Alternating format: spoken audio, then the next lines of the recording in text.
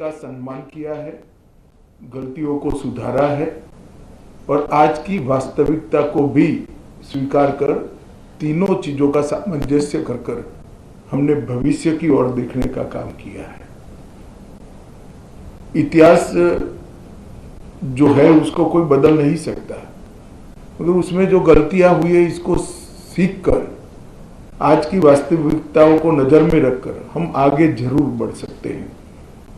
और मुझे आनंद है कि तिपरा-मोथा ने, सभी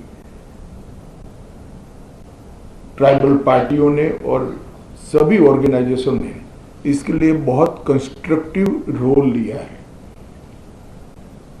और भारतीय जनता पार्टी की त्रिपुरा सरकार ने भी शुरू से इसके लिए प्रयास किया। विप्लव जी उपस्थित है, माणिक शाह जी यहाँ उपस्थित है। माणिक शाह जी ने भी बड़े इंटरेस्ट से बारीकियों में इसको स्टडी कर अंजाम तक पहुंचाने में बड़ी अच्छी भूमिका अदा की है।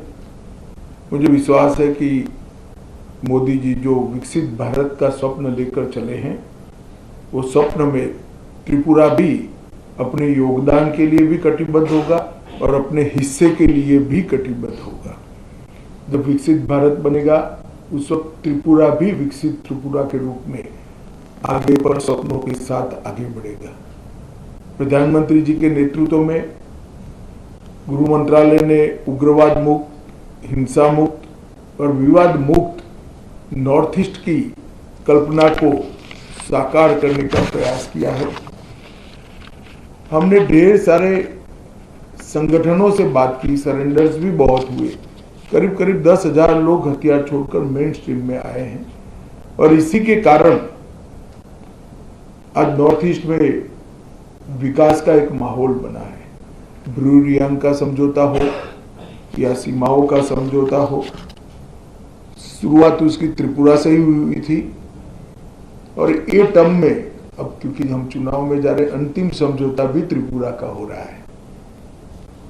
2019 में एनएलएफटी एसडी के साथ समझौता हुआ था, 20 में ब्रू समझौता हुआ, 20 में बोडो समझौता हुआ, 21 में कार्बी समझौता हुआ, 22 में आदिवासी समझौता हुआ, 22 में असम मेघालय अंतर्राज्यीय सीमा का समझौता हुआ, 23 में असम अरुणाचल अंतर्राज्यीय सीमा का समझौता हुआ, 2023 में दीमासा शांति समझौता हुआ, 2023 में यूएनएलएफ का समझौता हुआ और 2023 में ही उल्फा का समझौता हुआ और अब ये समझौता हो रहा है। तो कुल मिलाकर 11 अलग अलग प्रकार के सीमाओं से जुड़े हुए, अपनी पहचान से जुड़े हुए, अपनी संस्कृति और भाषा के लेकर संघर्ष करने वाले सभी के साथ सामंजस्य पूर्वक बात कर हमने संघर्ष को समाप्त करने की दिशा में काम किया है।